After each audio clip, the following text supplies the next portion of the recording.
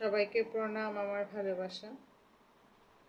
আজ রামকৃষ্ণ ঠাকুরের একটা কথা দিয়ে শুরু করি যে আমরা যার পূজা করি, যার চিন্তন করি, তার সত্তা আমাদের মধ্যে আসে। আমরা তো সবাই কোনো না কোনো ঠাকুরকে পুজো করি, ভালোবাসি। দেখো সব দেবতার মধ্যে একটু ভালো যেন কাউকে একটু বাসি, এরকম একটা হয়। বা সবার মধ্যে গুরুকে একটু ভালোবাসি, এটা একটু হয়। তো যাকে আমরা ভালোবাসি একদম 100% দিয়ে ভালোবাসতে হয়, তবে আমাদের আধ্যাত্মিকভাবে উন্নতি হয়। তখন আমাদের জাগতিক প্রবলেমগুলি থাকে না, বা জাগতিকভাবে যেটা সবসময় চিন্তা, কিছু না হোক তো ভবিষ্যৎ নিয়ে চিন্তা। ভবিষ্যৎকে দেখলে কেউ জানেই না, আজ আমি আছি কাল একটু পরে থাকবো কিনা সেই জানি না, কিন্তু আমরা অযথা চিন্তা করি। চিন্তাটা আমরা করি কারণ মনের স্বভাবেই চিন্তা করা, ও চঞ্চলামি ছাড়া ও থাকতে পারে না। তার জন্য কি হয়, আমরা এই মনটা দিয়েই আমরা ঈশ্বরকে, যেই ঠাকুরকে ভালোবাসি তাকেই আমরা বেশি বেশি করে ভালোবাসবো, 101% দিয়ে ভালোবাসবো। যেমন ধরো, আমি যে শ্রাবণ মাস আসছে, অনেকেই শিব পূজা করে, অনেকেই শিব ভক্ত, সবাই ভালোবাসি আমরা, কিন্তু কিছু কিছু আছে মানুষ যারা শিবকে খুব ভালোবাসে, শিব ঠাকুরকে। শ্রাবণ মাসে ব্রত করবে, সোমবারে ব্রত করবে, করে ভালো জিনিস। কেন কি, সাকার ধরে ধরেই তো এগোতে হয় না?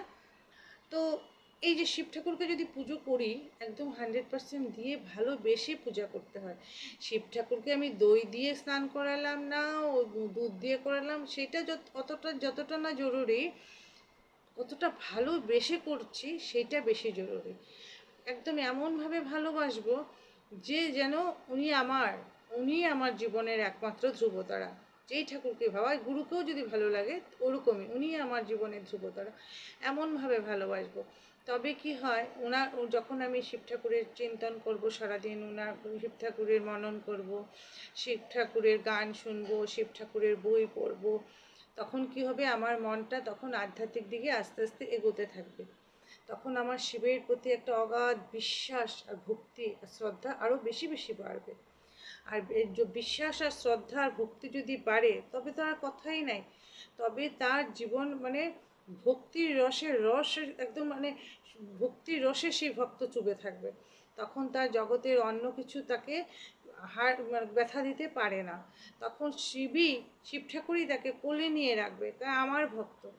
আমরা যদি 10 পা এগোই ঈশ্বরের জন্য, ঈশ্বর আরও মানে কোলে 2 হাত বাড়িয়ে কোলে করে নিয়ে যান, যে তুই 10 হাত এগিয়ে আসছিস, আমি তোকে কোলে নিচ্ছি। এইভাবে করে ওনারা আমাদেরকে আগলে রাখেন। তখন কি হয়, তা আস্তে আস্তে আস্তে শিবের যে সত্তাগুলি আমাদের মধ্যে আসতে থাকবে। কীরকম সত্তা? শিব পরম জ্ঞানী। তখন আমাদের মধ্যে আধ্যাত্মিক জ্ঞানের বিকাশ প্রকাশ হবে। তখন আমরা আধ্যাত্মিকভাবে উন্নত হব। আধ্যাত্মিকভাবে উন্নত হলে কি হবে, আধ্যাত্মিকভাবে উন্নত হলে আমরা শান্তিতে থাকতে পারবো। তখন শান্তিটা দেখো, শান্তি একটা শব্দ, তার মধ্যেই কিন্তু সব। আমরা খুচরো খুচরো করে সব কিছু চাই, পয়সা দাও, বাড়ি দাও, গাড়ি দাও, ছেলে দাও, মেয়ে দাও, এগুলো চাই। যখন আমি টোটাল শান্তিটা পাবো, তখন কি শান্তির মধ্যে সব। একটা মানুষ তখনই শান্তিতে থাকতে পারে যখন ওর প্রপার সব কিছু ঠিক থাকে। তো এই জন্যই তখন আমরা শান্তিতে থাকতে পারবো, তখন সব কিছু প্রপার ঠিক থাকবে। তো কারণ যে ঈশ্বরের উপর বিশ্বাস করে, যার ঈশ্বরের উপর অগাধ 101% কি একদম অগাধ বিশ্বাস, একদম পুরো খাঁটি বিশ্বাস থাকে, তাকে ঈশ্বরই রক্ষা করেন, ঈশ্বর তাকে কোলে করে রাখেন।